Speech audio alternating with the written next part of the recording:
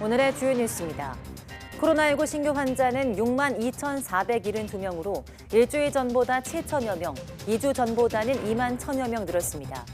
위중증 환자는 300명대를 이어가고 사망자도 한 달 보름 만에 가장 많이 나와서 본격적으로 재유행 진입 국면이라는 평가가 나오고 있습니다.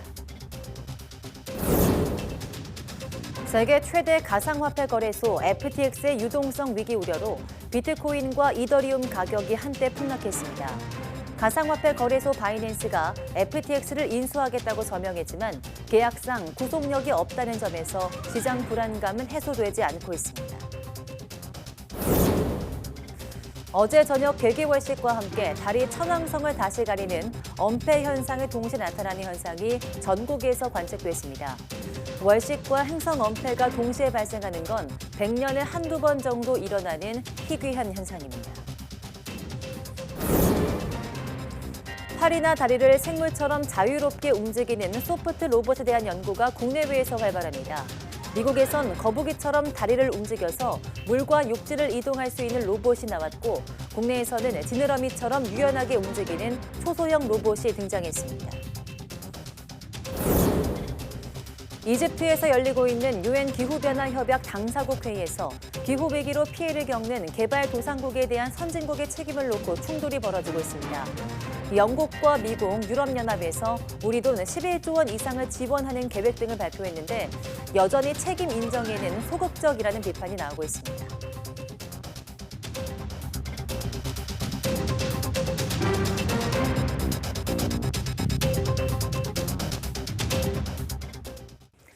네, 여러분 안녕하십니까? 11월 9일 사이언스 투데이 시작합니다.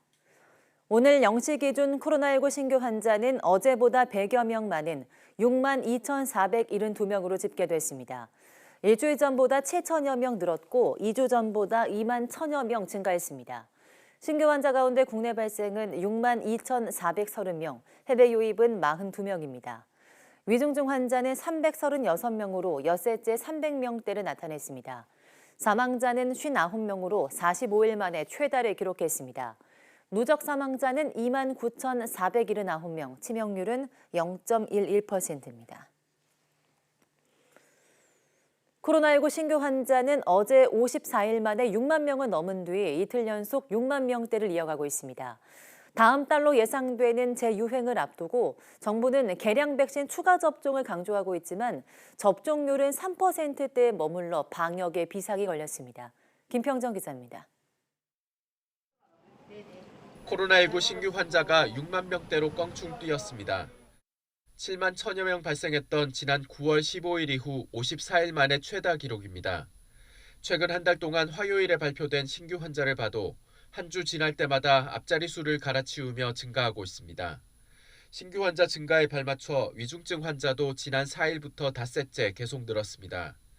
이렇게 겨울철 재유행이 현실로 다가오면서 정부는 백신 추가 접종을 연일 강조하고 있습니다. 이번 겨울 추가 접종은 1, 2차 기초접종 이상 마친 18세 이상 성인이 대상으로 마지막 접종 또는 확진일부터 4개월 지나면 맞을 수 있습니다. 모더나와 화이자의 BA1 대응 개량 백신은 지금 접종할 수 있고 화이자의 BA45 대응 백신은 오는 14일부터 접종 가능합니다. mRNA 백신 접종을 못하거나 원하지 않으면 유전자 재조합 백신을 맞아도 됩니다. 현재 겨울철 백신 추가 접종률은 인구 대비 기준으로 2.9%에 불과하고 고위험군인 60세 이상도 8.6%에 그치고 있습니다. 예약률도 18세 이상 성인은 인구 대비 3.9%, 60세 이상은 11.3%에 그치고 있습니다. 60세 이상 고위험군의 35%밖에 되지 않기 때문에 나머지 65%는 백신을 이번 동절기 백신을 맞아주지 않으면 그만큼 면역에서는 상당히 불리한 상황에 처하게 된다라는 겁니다. 전문가들은 특히 60세 이상을 포함한 고위험군은 모두 개량 백신 접종이 꼭 필요하다고 강조했습니다. 정부는 구체적인 겨울철 유행 전망과 방역 계획을 발표할 계획입니다. YTN 김평정입니다. 네, 정부가 코로나19 겨울철 재유행이 본격화하고 있다고 진단하고 감염 취약계층에 대한 백신 접종에 힘을 다할 방침이라고 밝혔습니다. 이상민 행정안전부 장관은 오늘 정부 서울청사에서 열린 중대본 회의에서 코로나19 유행 규모가 4조째 증가하는 등 겨울철 재유행이 본격화하고 있다고 밝혔습니다. 이 장관은 위중증 환자와 사망자 수도 증가세로 전환됐다면서 본격적 재유행에 대비해 60세 이상 어르신과 요양시설 입소자 등 감염 취약계층에 대한 백신 접종과 치료에 주력하겠다고 강조했습니다. 이 장관은 또 국민 관심도와 연구 가치가 높은 코로나 관련 정보를 민간에 공개하는 빅데이터 플랫폼도 올해 말까지 구축하겠다고 설명했습니다. 이집트에서 열리고 있는 유엔 기후변화 협약 당사국 회의에서 가장 논쟁적인 의제는 손실과 피해입니다. 기후위기로 피해를 겪는 개발도상국의 선진국이 지원 또는 보상해야 한다는 개념인데요. 선진국 책임을 인정하는 문제를 놓고 충돌하는 모습입니다. 류재복 기자입니다. 지난 여름 1,700여 명이 숨지고 국토의 3분의 1이 물에 잠긴 파키스탄입니다. 기상이변으로 비가 너무 많이 왔기 때문입니다. 그런데 파키스탄은 기후 위기의 주범으로 꼽히는 탄소 배출이 1%도 되지 않습니다. Those who contributed least to the climate crisis are reaping the whirlwind sown by others. And many are blindsided by impacts for which they had no warning or means of preparation. 기후 위기가 닥친 건 수백 년에 걸쳐 선진국이 뗀 화석 연료 때문입니다. 그런데 그 피해는 고스란히 개발도상국들에 돌아가고 있습니다. 아프리카를 중심으로 한 피해국들은 원인을 제공한 선진국이 피해만큼 돈으로 보상해줘야 한다고 주장합니다. The climate crisis is tearing us apart, limb by limb. Extreme storms and floods continue to destroy our crops and homes and infrastructure. 이번 회의의 최대 성과는 선진국들이 지갑을 열기 시작했다는 것입니다. 영국과 미국, 유럽연합 등은 우리 돈 11조 원 이상을 지원하는 계획을 발표했습니다. 독일도 피해국에 2천여억 원을 돕기로 했고 영국은 친환경 성장 지원금을 3배 올리기로 했습니다. 하지만 여전히 지원만 강조할 뿐 책임을 인정하는 데 소극적이라는 비판을 받고 있습니다. YTN 유재복입니다. 지구온난화에 따른 기후재난이 속속 현실화하는 가운데 개발도상국의 기후변화 대응에 필요한 비용이 갈수록 증가해서 2030년에는 연간 3천조 원을 넘어설 거라는 분석이 나왔습니다. 7일 일간 가디언 등에 따르면 올해 기후변화 협약 당사국 총회 개최국인 이집트와 영국 정부 의뢰로 작성돼 이번 총회에 활용되는 해당 보고서는 빈곤국의 기후변화 대응 비용 추이를 분석했습니다. 보고서는 전 세계 개도국이 화석 연료를 퇴출하고 극단적 기후변화에 대응할 수 있도록 하는 데 필요한 투자 규모가 중국을 제외해도 2025년 1조 달러, 2030년에는 2조 4천억 달러, 약 3,330조 원이 될 것으로 추산했습니다. 이번 보고서의 수석 저자인 세계적 기후경제학자 니콜러스 스턴은 부유한 국가들은 신흥시장과 개도국의 기후 대응에 대한 투자가 자신들의 이익을 위한 것임을 인식해야 한다고 지적했습니다. 일본 정부가 내년부터 바다로 방류하기로 한 후쿠시마 제1원전 내 오염수의 처리 과정을 검증하기 위해서 국제원자력기구 IAEA가 일본의 전문가들을 파견합니다. IAEA는 현지 시간 8일 성명을 통해서 다음 주 전문가 4명이 일본 후쿠시마 제1원전 인근 바다에서 해소 등의 샘플을 수집한다고 밝혔습니다. 이번 전문가 파견은 원전 내 오염수의 처리 과정이 일본 측 주장대로 안전한지를 살펴보기 위한 절차로 IAEA는 이를 위해서 전 세계 전문가를 초빙해 구성한 태스크포스를 가동 중입니다.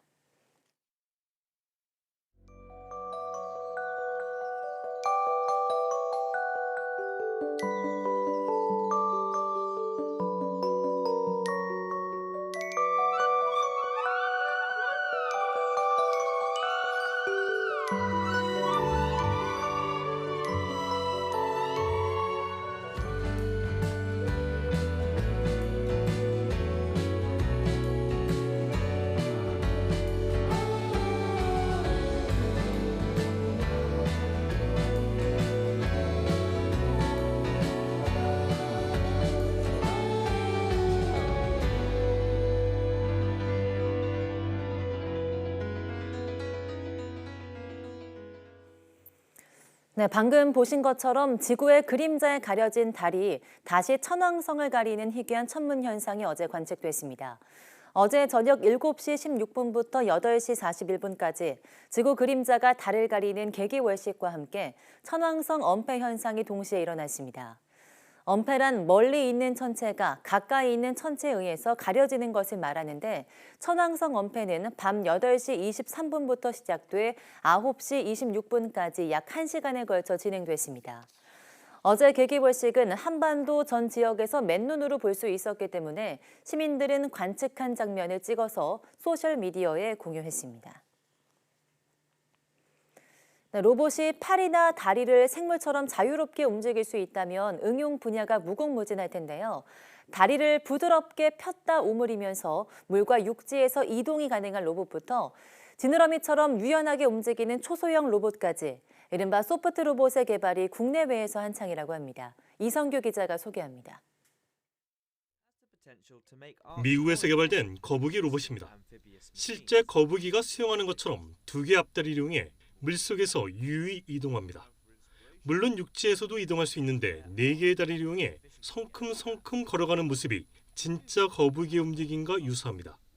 모래사장 위에서는 네 발을 이용해 기어갑니다. 로봇이 환경에 따라 자유롭게 이동할 수 있는 비결은 쉽게 변형이 가능한 다리에 있습니다.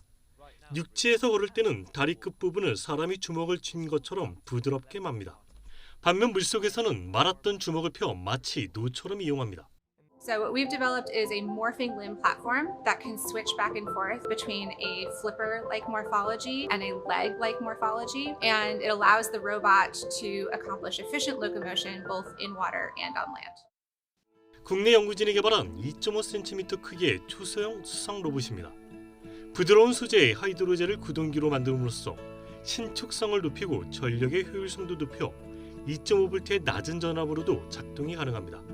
기존 하이드로젤 소재는 수분을 함유해 전극으로 사용하기 어려웠는데 세계 최초로 금속 나노 입자를 코팅해 이런 문제점을 극복했습니다. 저희들은 자기조립이라는 방법을 통해서 자연스럽게 나노 입자들이 두껍게 코팅하는데 그 두꺼운 정도가 100나노미터 이하의 얇은 두께입니다. 그러면서 전기 전도성이 기존보다 10배 이상 상당히 높은 전기 전도도를 가져서 그런 성능을 구현할 수가 있게 되었습니다. 연구진은 이 로봇이 사람이 직접 관찰하기 힘든 곳을 정찰하거나 의료용으로 응용이 가능할 것으로 기대했습니다. YTN 사이언스 이성규입니다. 세계 최대 가상화폐 거래소 FTX의 유동성 위기 사태로 비트코인을 비롯한 코인 가격이 폭락했습니다. 한국 시간 9일 오전 8시 코인 마켓캡 기준 비트코인은 전날보다 9.8%, 이더리움은 16%, FTX가 자체적으로 발행하는 코인 FTT 토큰은 무려 75% 가격이 폭락했습니다.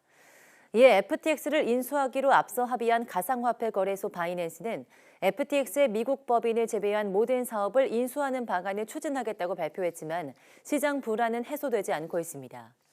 지난 2일 가상화폐 전문 매체 코인데스크는 FTX의 계열사 알라메다의 대차 대조표를 입수해 자산의 대부분이 FTX가 발행한 FTT 토큰으로 채워져 있다고 보도했습니다. 이 보도는 FTX가 FTT 토큰을 발행하면 알라메다가 대부분 사주는 것 아니냐는 해석과 함께 두 회사의 재정 부질로 이어질 수 있다는 우려로 번졌습니다. 백화점의 판매 규모는 대폭 증가했지만 동네 슈퍼마켓은 제자리 걸음을 한 것으로 나타났습니다. 통계청과 중소벤처기업연구원 자료를 보면 올해 들어 9월까지 국내 소매 판매 금액은 408조 4천억 원으로 1년 전 같은 기간보다 7.4% 늘었습니다. 이 가운데 백화점 판매액은 27조 6천억 원으로 16.4% 급증했고 편의점도 9.9% 늘어난 23조 2천억 원으로 집계됐습니다. 반면 소기업과 소상공인이 주로 운영하는 슈퍼마켓은 0.4% 증가하는 데 그쳤습니다. 백화점은 사회적 거리두기 해제로 방문객이 늘어난 덕을 봤지만 동네 슈퍼마켓은 경기 침체 우려에 따른 소비 위축의 직격탄을 맞은 것으로 풀이됩니다.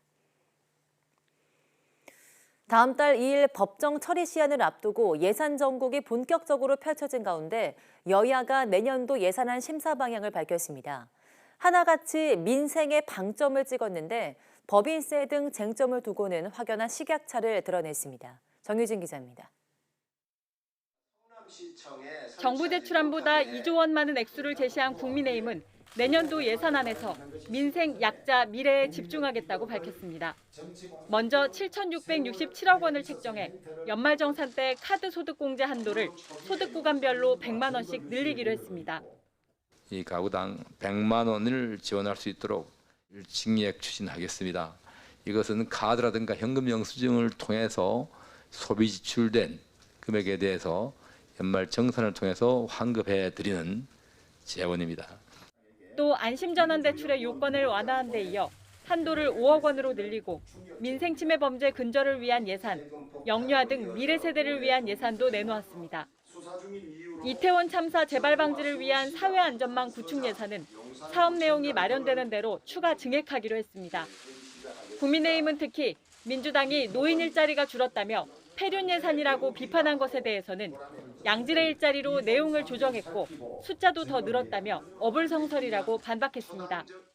연령대가 11% 정도가 60대에 계십니다. 그래서 이분들께서는 사회 서비스형 간병인이나 경비나 평균 120만 원 받을 수 있는 일자리가 이게 많습니다. 그래서 이걸 3만 8천 개를 늘린 겁니다.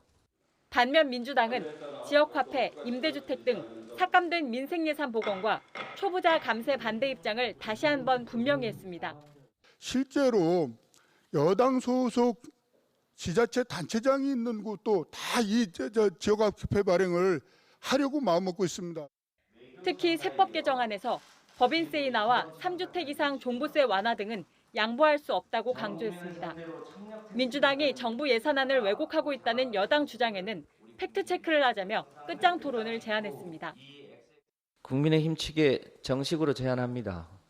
소위 팩트체크를 갖고 끝장 토론을 하든지 해서 국민들이 무엇이 더 민생 경제를 살리는 데 도움이 되는지에 대해서 윤석열 정부가 편성한 첫 예산안이 국회 문턱을 넘기 위해선 과반 의석을 점한 야당의 협조가 필수적입니다. 반대로 민주당은 발목 잡기라는 비판이 부담스러울 수밖에 없는데 여야가 접점을 찾을 수 있을지 주목됩니다. YTN 정유진입니다. 네, 이번 미국의 중간선거에서 하원은 대체로 공화당의 승리가 점쳐지지만 상원은 초박빙의 혼전 양상입니다. 지금은 거대 양당이 의석의 절반씩 나눠 가진 상황이어서 한 자리라도 더 가진 당이 상원에 좌지우지하게 돼 결과가 주목됩니다. 조용선 기자입니다. 상원 선거의 태풍의 눈으로 꼽히는 조지아주. 민주당의 목사 출신 라파엘 워너과 공화당의 미식 축구 선수 출신 허셸 워커가 맞서며 여론조사 기간마다 승자 예측이 다릅니다. 특히 군소정당이 한 자릿수 지지율을 가져갈 것으로 보여서 한 후보가 절반을 넘지 못하면 결선 투표로 재대결하는 조지아주는 끝날 때까지 끝난 게 아닙니다. If you don't vote, if you don't do the right thing, you can't complain. 선거 막판 민주당과 공화당이 총력전을 벌인 펜실베니아주. 민주당 현역 상원 의원과 도널드 트럼프 전 대통령이 지지하는 공화당 후보가 박빙 대결을 벌인 네바다주. 지난 대선 때 0.3%포인트 차로 조 바이든 대통령이 이겼던 애리조나도 선거 결과는 안개 속입니다. 50대 50으로 의석이 양분된 가운데 카멀라 해리스 부통령이 상원 의장을 겸한독에 민주당이 장악해왔지만 선거 결과 단 한 석 차이로도 다수당이 결정됩니다. 지원 유세를 마치고 워싱턴으로 돌아온 바이든 대통령은 상원 선거 승리를 기대했지만 하원은 쉽지 않을 걸로 내다봤습니다. The Democrats win the House. I think it's going to be tough, but I think we can. I think we'll win the Senate. I think the House is tougher. 트럼프 전 대통령은 공화당이 상하원에서 승리할 것을 기대하면서 컨벤션 효과를 노린 대선 재출마 선언을 예고했습니다. I'm going to be making a very big announcement on Tuesday, November 15th at Mar-a-Lago in Palm Beach, Florida. 벌써 선거에 의문을 제기하며 소송을 거론하는 공화당 후보들도 있는 만큼 초박빙 지역을 중심으로 재검표나 소송 등을 거치며 최종 결과까지는 상당한 시간이 걸릴 수도 있을 것으로 보입니다. YTN 조용성입니다. 미국 중간선거에는 5명의 한국계 연방하원 의원 후보들이 본선에 진출해서 치열한 선거 운동을 펼쳤습니다.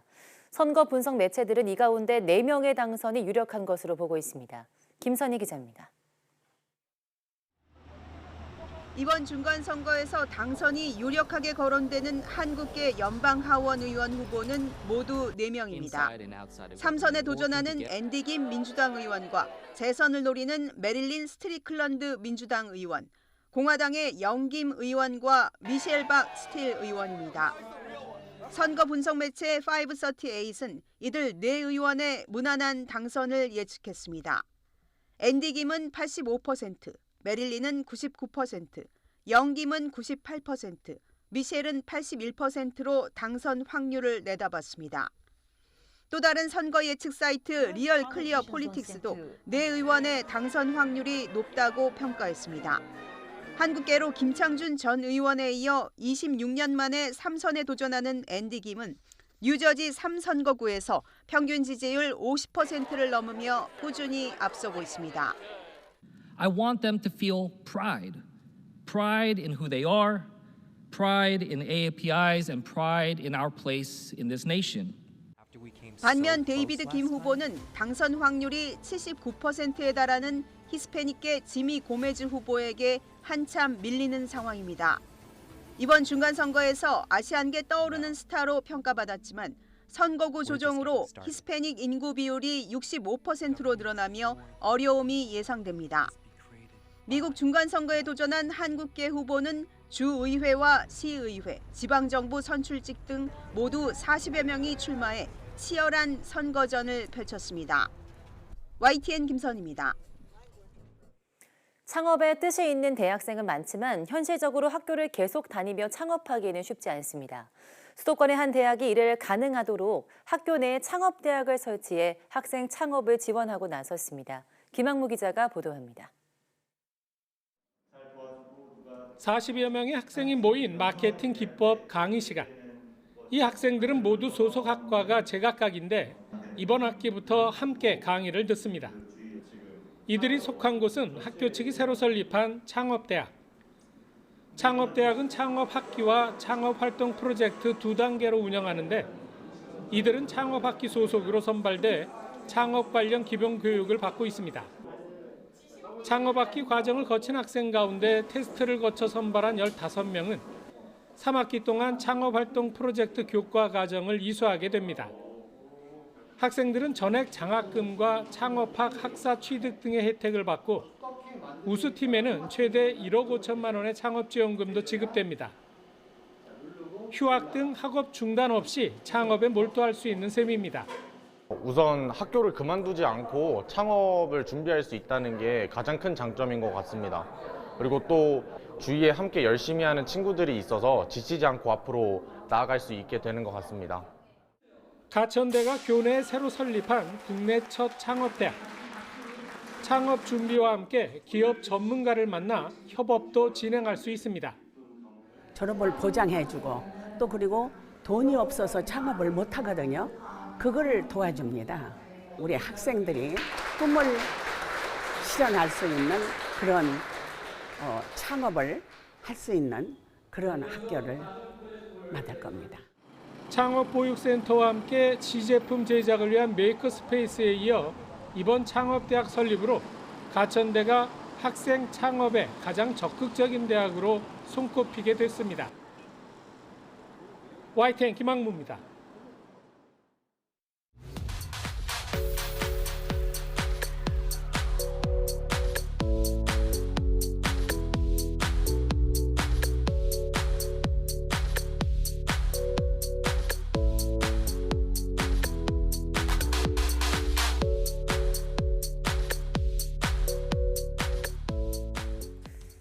최근 5년 동안 불안장애 환자가 연평균 7.3%씩 늘어날 만큼 증상을 호소하는 사람들이 빠르게 증가하고 있지만 의학적으로 정확한 원인을 찾지 못해서 뚜렷한 해소 방법이 없었는데요. 그런데 국내 연구진이 특정 뇌세포가 불안 행동을 조절한다는 점을 규명해 불안장애 극복의 새 가능성을 마련했다고 합니다. 오늘 오후 사이언스투데이 바이오 위클리에서는 이 내용을 연구한 서울대 치의학대학원 이성중 교수와 함께 이야기 나눠보겠습니다. 많은 시청 바랍니다. 함께 해주신 여러분 고맙습니다.